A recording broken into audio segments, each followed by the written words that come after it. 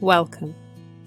This podcast is a series of candid conversations exploring the human experience from a completely new perspective. In it, we will be diving deeply into the meaning of commonly used words and pointing you away from that old stressful way of looking at life and towards a new paradigm. This will help you find a sense of calm, cultivate meaningful relationships, and create harmony in every aspect of your life. Here is Navigating Life with Ease with Michaela, Ellis and Clare Downham.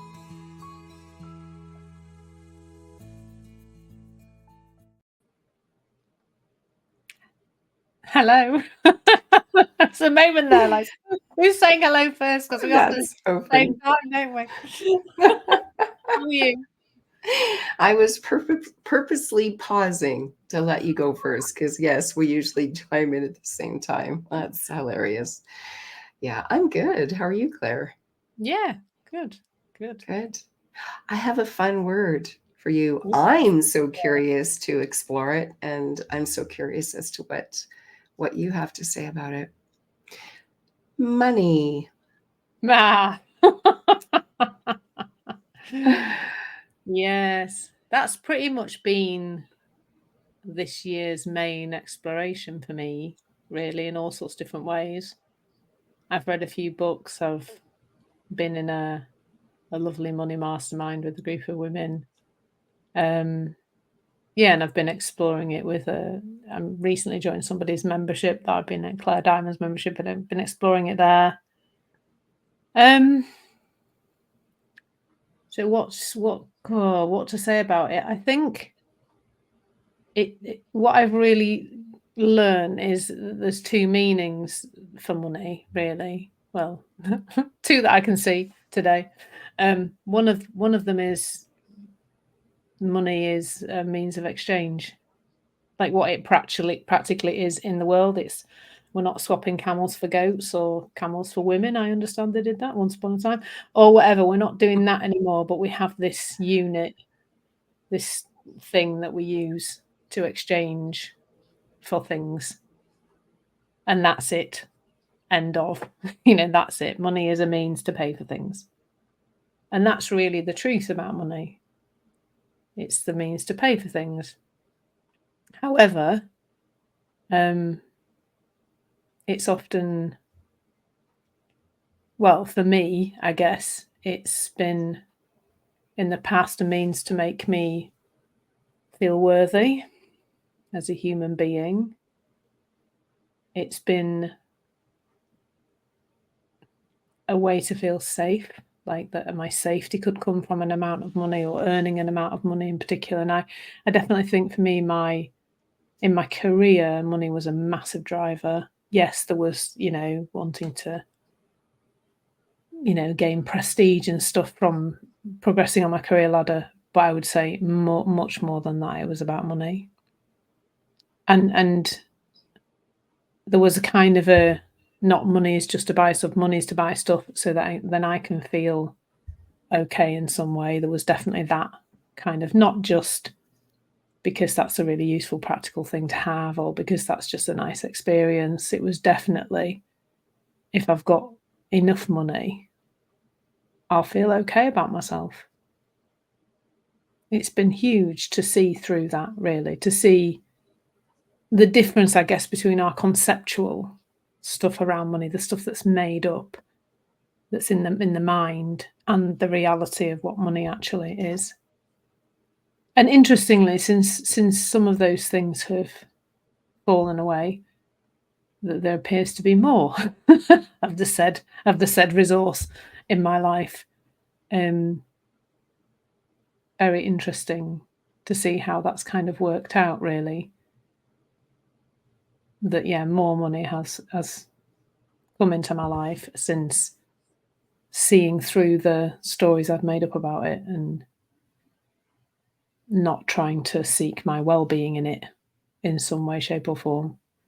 I suspect there's still more to see around that. But I just think it's just so interesting. I think I often used to say, even when I was a hypnotherapist, I used to say, we have some complicated relationships as human beings that develop from childhood, and one of the most complicated relationships is with other human beings, obviously, but then I think food and money are probably then the other two that get really like tangled up, because we're learning so much. So, you know, we learn lots of things about food as a child, about what it means, about how it can make us feel better, about all those kind of things that I definitely fell into the trap of those for a long time. But then money equally, you know, if our parents row about money, then we make up meaning about money. I definitely had a lot of stuff around rich people are evil and I don't want to be evil, so I don't want to have money. So I earned a lot of money in my actual career, but my God, did I get rid of it as fast as it came through the door. Like, it was, yeah, ridiculous, really, how quickly it came in and then went out as fast as possible, really. Almost like I couldn't permit myself to have it. Had to get rid of it. So yeah, it's been I've really enjoyed exploring it here and seeing, you know, seeing a little bit more about it and about my own relationship with it and my own stories about it. And we've all got them, I imagine. I don't think anybody's not got them. Even we often think that people have got loads of money, they must be all okay about money, but invariably I think they're not. You know, they're quite often very fearful that they won't keep it, or they'll, you know, lose it somehow, or that they need to have more because the amount they've got isn't making them feel okay. Even if that might be $1 million in the bank, it's still not enough. They still need to chase more, kind of thing. So yeah, it's a very interesting topic. So yeah, that's kind of my own little exploration, and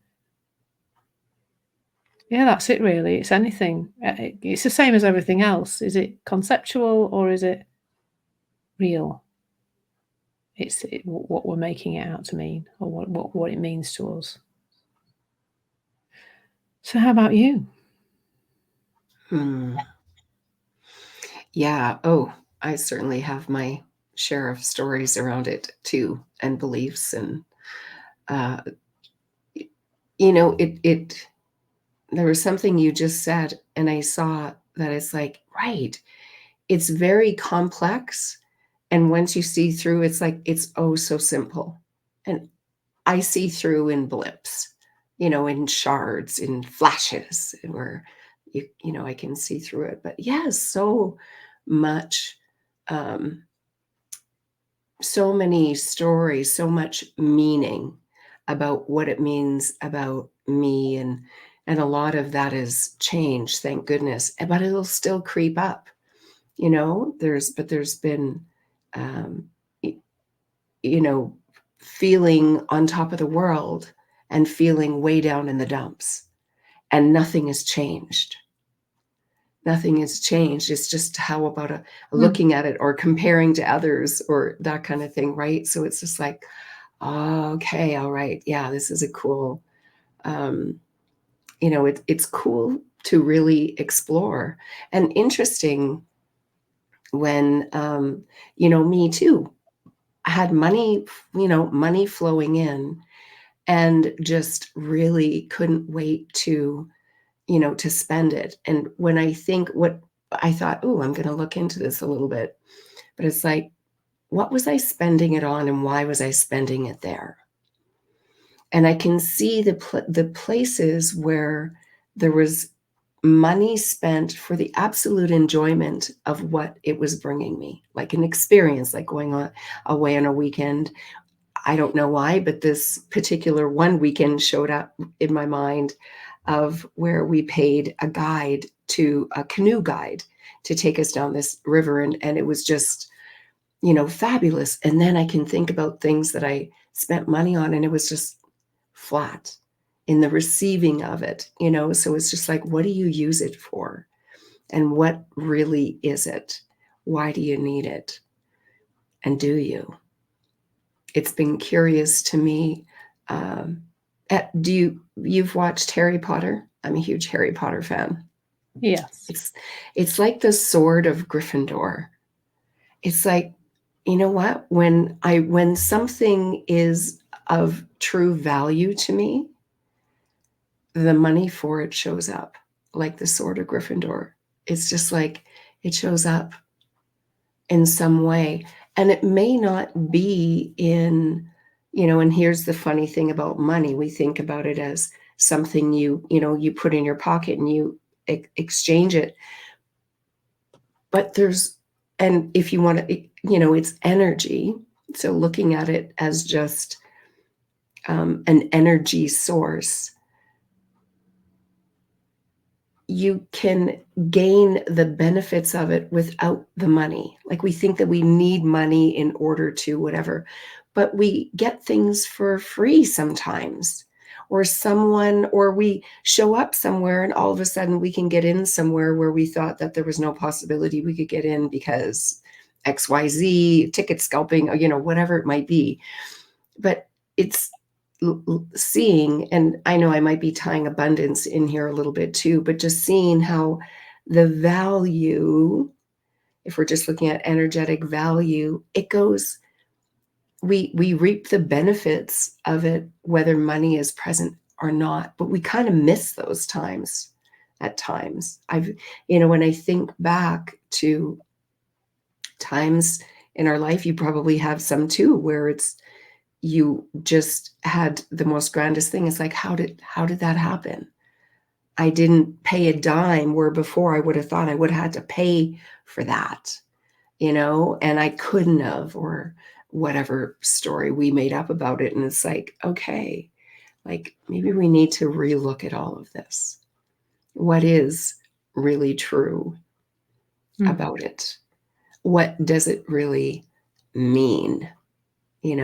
It's a convenience at times.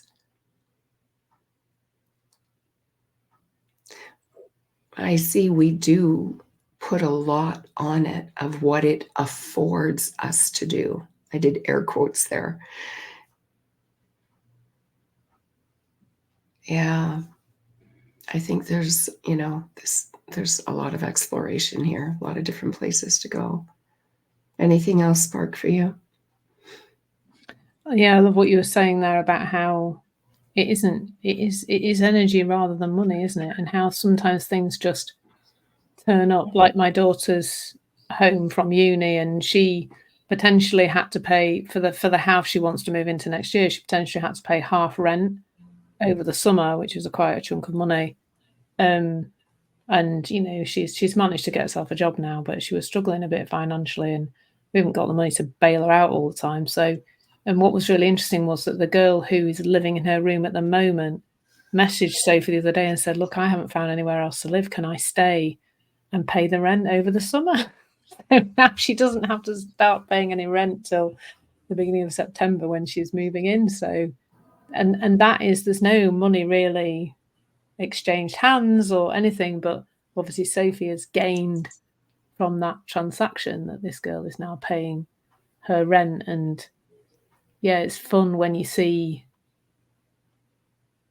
something happens that clearly is of benefit and has saved you some money in some way. And sometimes we miss that, don't we? Don't kind of go, oh yeah, actually check that out. I mean, how I came to get my motorhome is it's a crazy story that I just, that we were looking at motorhomes, and we'd gone to a motorhome show in 2021, and we'd invited my mum to come with us because her and my dad, before he died, they used to do a lot of motorhome, and said, "Do you want to come?" And she said, "I don't really." She said, "It's still too many people," because it was June 2021, was still obviously in virus crazy. So she didn't want to come, and so I think me and Bruce and Sophie went, and we, on the way home, she messaged us to say, "Have you had a nice time?" And I said, "Oh yeah, it's been lovely." And she said, "Well, have you got the money to pay for a motorhome?" And I said, "No, we're just sort of looking, and then we're going to obviously to save up, or we're just kind of, we're just looking." And she just went, "Well, would you like to have some inheritance early?" And she gave us the money to buy the motorhome. So we went from the Friday we went to the motorhome show, end of May, last weekend in May, and by the 1st of June, we'd bought a motorhome. So that was just like, we could have never imagined that yeah, that was going to, I had no idea she was going to do that, and how cool that was. You know, so I didn't have to earn that money. I didn't, but so much of the time, I think something else that's just coming to mind is working hard and it needing to come from hard work, which is kind of probably how people in our generation have been brought up. That, you know, particularly I'm from Yorkshire, and you know, that's what you do. You just work hard. You just work hard, and then money will, you know, you'll get money from working hard, and it has to come from working hard. And recently, I probably partly because of this, you know, stuff falling away around money, I'm finding that I'm doing some things really well, not doing nowhere near as many things. Really just doing a lot less than I've ever done, really, in my business. And what's been interesting is that, you know, I do a lot of stuff on Insight Timer, and I only created one course last month, but this month I've just had all this creative, and so I'm just letting it kind of happen through me, creating stuff, and it's not felt like it used to feel like, oh, it's because I know I'm going to get paid for doing this, and now it doesn't feel so much like that. And then my course classrooms, which is where you get paid for the interactions you have with people on your courses, have just blown up. I've never had so many people dropping questions and stuff in the course classroom. And I just think that's really interesting, because I don't know why that's happening, but there's something happening that's different to how it was before. Yeah. I think I heard Dominic Scafidi say once, realizing that you are all the money in the Bank of England for me, obviously, Bank of Canada, but you know, you are all the money in the bank, and energetically you are that. And so as more and more stuff falls away, you just naturally become connected to this abundant energy, I suppose you might call it, where that's where money is, that's where motorhomes are, that's where there's people joining in your Insight Time, that's where all that is. And so, like with a lot of what we say, it's a subtractive thing, whereas I think I used to think money was about adding, doing more. Also, that was tangled up with my sense of self-worth as well, that doing is worthy and therefore attracts money because you're worthy. So you're going to get the money from working hard and doing loads of stuff. So that's quite interesting. Yeah.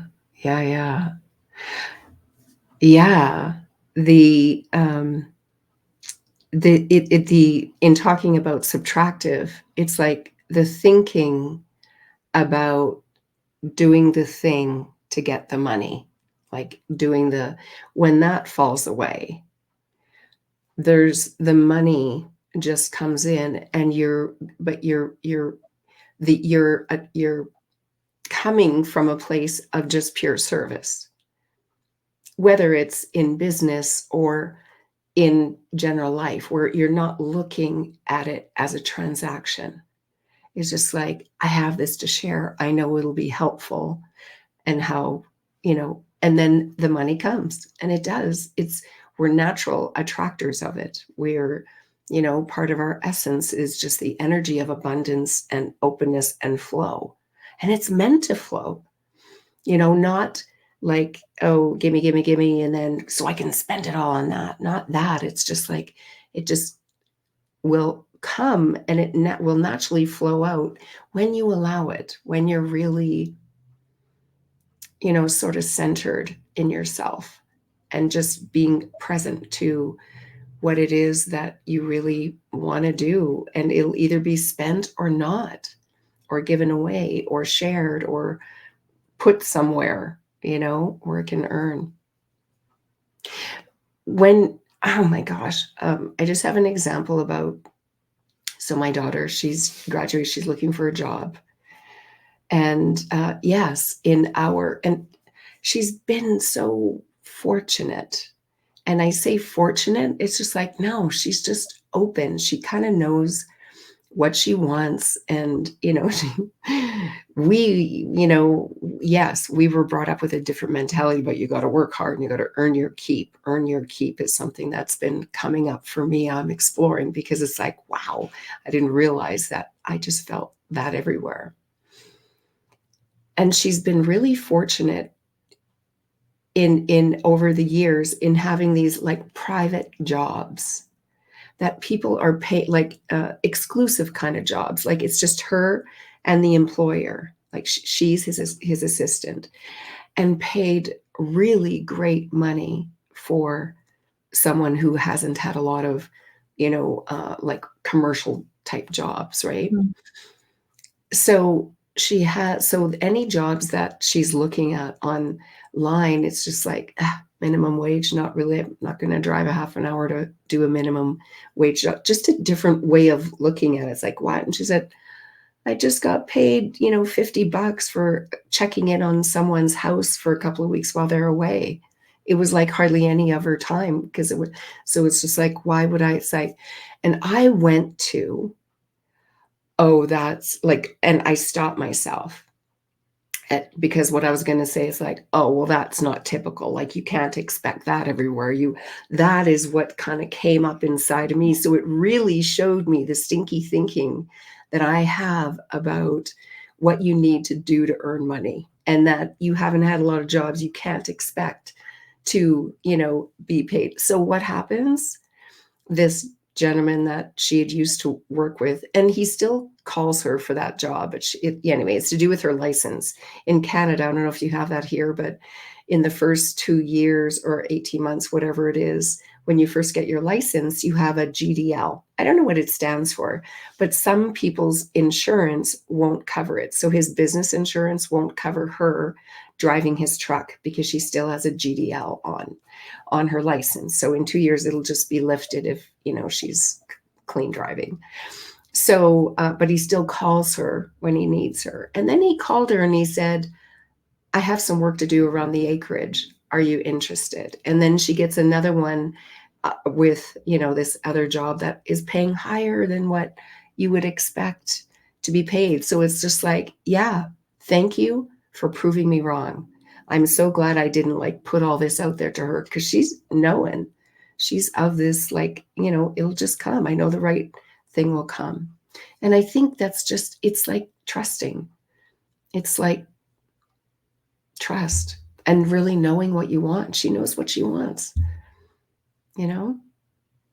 It's curious, isn't it? It's really nice to have people in your life be an example of, because it wasn't me. It was shocking to see the stories that came up in my mind. It's like, holy moly, I thought I've worked through some of these, but there's always so much more to explore and get curious about, and just see how we can let this thing called money, just be in our life and serve us, and use it as the energy that it is, and trust that we will know, we will be guided in how to get more if more is needed, or it'll come in. We're like attractive beings, But yeah, there's, like you said, there's always more to see. I feel like this is another topic. We should just go back to the beginning of the topics and just go around them all again. Right. Yeah. There's definitely, it's a big one, is money. Yeah, it is. Yeah. But once you start to see it, it does start to fall away. Yes, it does. Yeah. I hope that for all of our listeners, to just get curious about it and just check into it and feel into it. Notice all the stories that you're telling yourself about it. Notice how you're putting it first, sort of in the way, like this is the driving force. It's just like, what's the energy behind that? How does it feel? How it feels is always a great indicator. If it's feeling good, a great indicator of whether you're following your true nature guidance, or whether you're following what you've all conjured up and made up in your mind about it. Yeah. Thank you. Yeah. I so wish you an abundant week in all aspects of life. Well, I'm going shopping now, so I could do with that.